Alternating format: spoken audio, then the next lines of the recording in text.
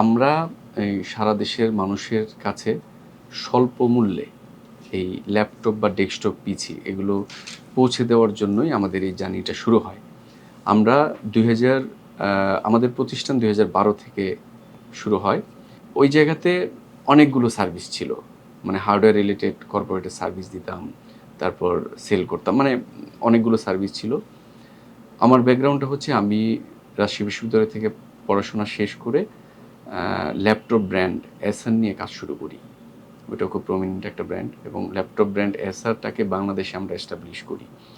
তো ওই চাকরি করা অবস্থায় আমি দেখেছি বা আমরা দেখেছি যে অনেক ইউজার অনেক কম্পিউটার ফেলে রাখে ছোট একটা প্রবলেমের কারণে, বা ল্যাপটপ ফেলে রাখে।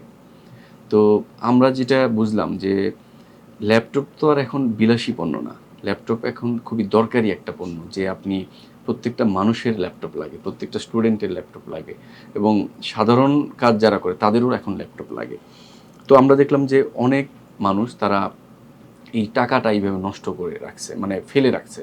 তারা একটা অনেকগুলো টাকা দিয়ে একটা ল্যাপটপ বা ডেস্কটপ কিনে রাখছে, সেটা একটু প্রবলেমের জন্য ফেলে রাখছে।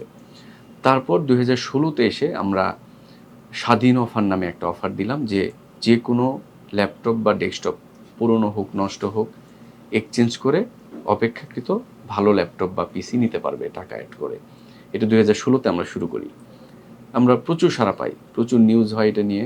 অনেক জায়গাতে অনেক মানুষ আসে যে তাদের বাড়িতে বা অফিসে পড়ে থাকা ল্যাপটপ ডেস্কটপ আমাদের কাছ থেকে চেঞ্জ করে নেয়।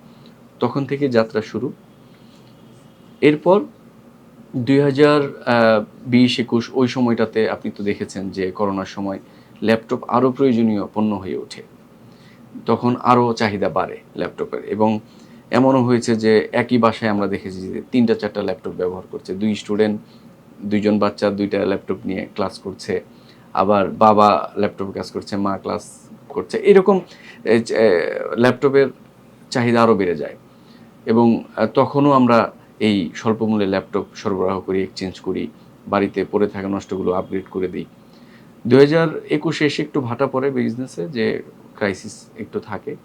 তারপর 2023-24-এ এসে আমরা আমাদের এটার জন্য আলাদা একটা কোম্পানি করি, যেটার নাম দেই এক্সচেঞ্জ করি লিমিটেড। এক্সচেঞ্জ করি লিমিটেডের কাজই হচ্ছে মানুষের ল্যাপটপ বা পিসি নষ্ট হলে সেগুলো এক্সচেঞ্জ করে দেওয়া, আপগ্রেড করে দেওয়া বা কিনে নেওয়া। আপনার দরকার নেই সেটা বিক্রি করে দিবেন, আবার দরকার যেটা সেটা কিনবেন বা কনফিগারেশন আপগ্রেড করে নেবেন। এটা শুরু করি 2024-এ এসে। আমরা একটা পোর্টাল করি 23-এ এসে, এবং 24-এ এসে আমরা একজন কো-ফাউন্ডার পাই। কো-ফাউন্ডার উনি অস্ট্রেলিয়াতে থাকেন। উনি হচ্ছেন আমাদের এই আইডিয়াটাকে বেশ একটা অন্যরকম আইডিয়া, মানে একটু বেশ ভালো একটা আইডিয়া হিসেবে গ্রহণ করে সে আমাদের সাথে কো-ফাউন্ড করে, মানে কিছু ইনভেস্ট করে আমাদের সাথে কাজ শুরু করে। এরপর আমরা পোর্টাল বানাই এবং এই এক্সচেঞ্জ করিটাকে আমরা বড় আকারে সামনের দিকে নিয়ে যেতে থাকি। আমরা এই পুরনো ল্যাপটপ যেগুলো পাই বা পিসি যেগুলো পাই সেগুলোও কিন্তু আপগ্রেড করে যে বিক্রি করি। আমাদের ম্যাক্সিমাম ক্লায়েন্টই হচ্ছে গ্রামের একজন কৃষকের ছেলে বা মেয়ে, সে ফ্রিল্যান্সার অথবা স্টুডেন্ট, তারও তো একটা কম্পিউটার লাগে বা ল্যাপটপ লাগে।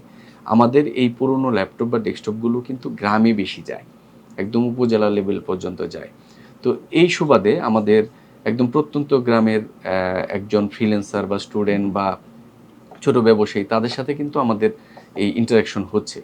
হ্যাঁ, বিভিন্ন কোচিং সেন্টার বা ট্রেনিং সেন্টারের সাথে ইন্টারাকশন হচ্ছে। তো এইটাতে গিয়ে আমরা দেখেছি যে এই জায়গায় বড় একটা গ্যাপ ছিল। কারণ একজন কৃষকের সন্তান, একজন সাধারণ চাকরি করা একজন চাকরিজীবী সন্তান কিন্তু ৮০-৯০ হাজার টাকা দিয়ে একটা ল্যাপটপ কেনার মতো এবিলিটি তার নাই। সে যখন ১৫-২০ হাজার টাকা বা ১০-১৫ হাজার টাকা একটা ল্যাপটপ পাচ্ছে, যেটা দিয়ে তার কাজ চলবে, তখন কিন্তু সে খুবই আমাদের আমাদের প্রতি একটা মানে মানে ধন্যবাদ জানাচ্ছে যে তার কাজ হয়ে যাচ্ছে। হ্যাঁ, তো এই জায়গাতে আমরা বলতে পারেন যে এই প্রত্যন্ত অঞ্চলের মানুষের কম্পিউটারের যে চাহিদা, সেটা আমরা অনেকাংশেই পূরণ করতে পেরেছি আমাদের এই পোর্টালের মাধ্যমে। শিক্ষাক্ষেত্রে যেহেতু সকল শিক্ষা জি প্রাথমিক, মাধ্যমিক, উচ্চ মাধ্যমিক জি বা উচ্চ শিক্ষার ক্ষেত্রে জি এখন এই ডিভাইসটা, ল্যাপটপ এগুলো খুবই এখন নেসেসারি জি জিনিস হয়ে গেছে। জি তো সেই জায়গায় তাদের সহজে কিভাবে তারা এই পণ্যটা পাবে, বা জি সেক্ষেত্রে আপনাদের কোনো আপনাদের কোনো পরিকল্পনা বা জি, কাজ? আমরা আমরা এখন যেটা করছি সেটা হচ্ছে অনেকগুলো কুরিয়ার কোম্পানির সাথে আমাদের চুক্তি আছে। আমরা ল্যাপটপ বা ডেস্কটপ পিসি অর্ডার করার পরে পাঠিয়ে দিচ্ছি। কোনো প্রকার অ্যাডভান্স ছাড়া, কোনো প্রকার অগ্রিম টাকা ছাড়া আমরা পাঠিয়ে দিচ্ছি। আমি প্রায় ১৬ বছর যাবৎ সেল করি। এই প্রযুক্তিপণ্য সেল করি। এই প্রযুক্তিপণ্য সেল আগে অন্য কোম্পানির জন্য করতাম, এখন নিজের প্রতিষ্ঠানের জন্য করি। এই আমার চাকরি জীবনে আমি দেখেছি যে অনেক মানুষ এই পুরনো কম্পিউটারগুলো আয়ু শেষ হওয়ার আগে আয়ু শেষ করে দেয়। মানে হচ্ছে ১০ বছর ব্যবহার করা যায় একটা ল্যাপটপ অ্যাভারেজে, সে জায়গায় দেখা যায় ৩ বছর ৪ বছর ব্যবহার করে সেটা ফেলে রাখছে, টাকাটা নষ্ট করছে।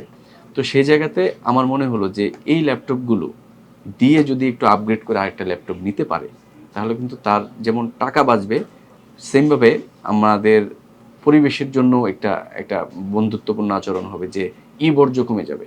কারণ যখন আপনি একটা ল্যাপটপ বা পিসি ব্যবহার না করে এটা ফেলে দিবেন, তখন কিন্তু একটা বর্জ্য বেড়ে যায়, ওয়েস্টেজ আমরা যেটা বলি। এটা বিশ্বব্যাপী এটা নিয়ে অনেক সচেতনতা প্রোগ্রাম হচ্ছে যে বর্জ্য যত কমানো যায়।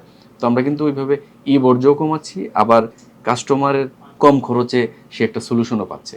আপনি একটু ল্যাপটপ পুরনো হলে ব্যবহার করলে তাতে কিন্তু আপনার প্রোডাক্টিভিটি কমছে না, প্রোডাক্টিভিটি সেম থাকছে। কারণ একটা ল্যাপটপের যে পাওয়ার, সেটা পুরনো হলেও খুব একটা কমে না। আমরা যে সাধারণ কাজগুলো করি, ইন্টারনেট ব্রাউজিং, অফিসের যে কাজগুলো করি, এগুলোর জন্য কিন্তু খুব একটা পাওয়ার লাগে না। তো সেই জায়গায় আমরা যখন একজন প্রতিষ্ঠানের কর্ণধার বা কোনো একজনকে বোঝাতে পারি যে আপনি যদি এই সেবাটা এইভাবে নেন, আপনার খরচ কমবে, তখন কিন্তু তারা নিচ্ছে। আপনার এই প্রতিষ্ঠানের সাথে মানুষের সাথে মানুষের উপকারের যে সংশ্লিষ্টতা, জি। এগুলোর ব্যাপারে আপনার কোনো উদ্যোগ আছে কিনা, যে আরো এটা যাতে জি, spread হয়? আমরা রিসেন্ট একটা উদ্যোগ নিচ্ছি। সেটা হচ্ছে যে আহ, অনেকের কম্পিউটার দরকার, কিন্তু কম্পিউটার কেনার মতো তার কাছে টাকা নেই। অনেক একটু দরিদ্র শ্রেণীর বা বিভিন্ন আপনার দেখবেন যে এতিমখানা আছে, বা বিভিন্ন মাদ্রাসা আছে, বিভিন্ন শিক্ষা প্রতিষ্ঠান আছে, যেখানে কয়েকটি কম্পিউটার বা ল্যাপটপ দিলে তারা অনেক চমৎকারভাবে শিখতে পারবে।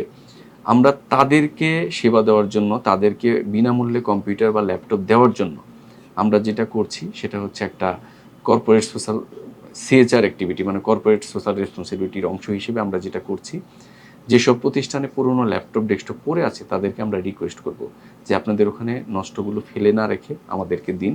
আমরা এগুলো আমাদের উদ্যোগে, আমাদের খরচে এটা আপগ্রেড করে ঠিক করে আমরা ওইসব প্রতিষ্ঠানে যারা সুবিধাবঞ্চিত ব্যবহারকারী আছে তাদেরকে আমরা এটা গিফট করব। এটা বলতে পারেন পুরোটাই একটা সামাজিক কর্মকাণ্ড আমাদের এটা হতে যাচ্ছে। এটা আমরা ঈদের পরেই শুরু করছি।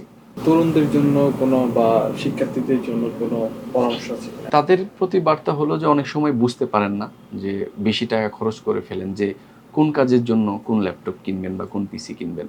তো দেখা যায় যে আপনার আহ, খুব নর্মাল কিছু কাজ করবে, যেখানে 15 থেকে 20 হাজার টাকা একটা ল্যাপটপে হয়ে যায়, সেখানে সে 80-90 হাজার টাকাতে ল্যাপটপ কিনে হাই কনফিগারেশন। তাদের প্রতি আমাদের বার্তা থাকবে যে আপনার কাজের ধরন অনুযায়ী ল্যাপটপের বাজেটটা করেন, তাহলে হবে কি যে টাকা নষ্ট হবে না, কিন্তু কাজও হবে।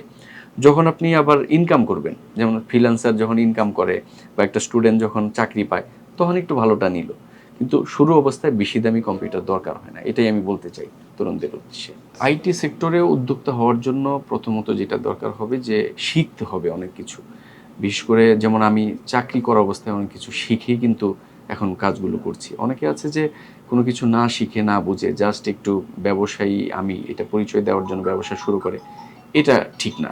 এটা সবসময় আপনার কাজ শিখেই কাজ শুরু করতে হবে এবং ফোকাস থাকতে হবে যে আমি এই প্রোডাক্ট বা এই সার্ভিস নিয়ে কাজ করব। অনেকে আছে না যে একসাথে অনেক কিছু শুরু করে, এটা না হলে এটা করে, এটা না হলে এটা করে, এটা না।